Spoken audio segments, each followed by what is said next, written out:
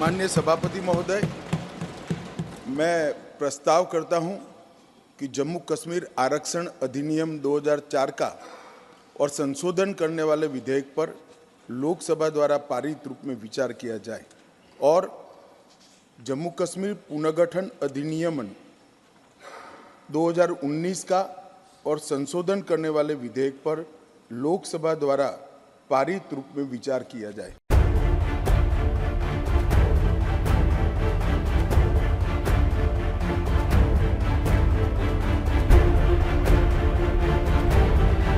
कई सारे ऐसे प्रकल्प लिए जो सालों तक चले और धैर्यपूर्वक जैसे कोई शिल्पी 75 साल तक एक प्रतिमा को गढ़ता ही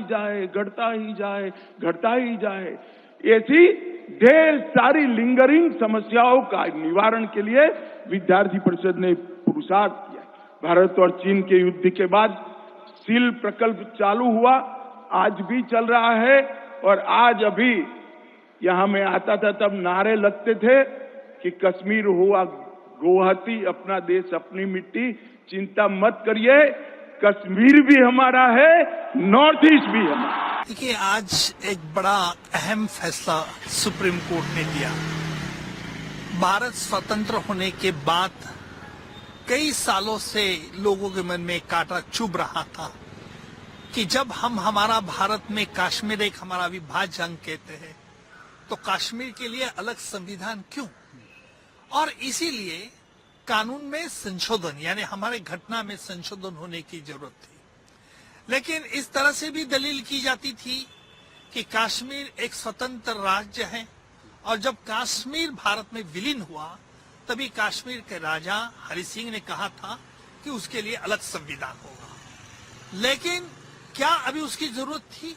सुप्रीम कोर्ट ने भी ये माना कि ये तात्पुरती टेम्पररी अरेंजमेंट थी कि ताकि उस वक्त कश्मीर में एक शांतता रही की जाए।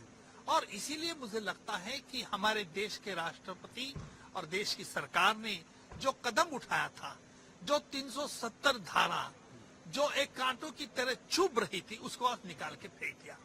और मैं इस फैसले का बहुत तहे दिल से स्वागत करता हूं।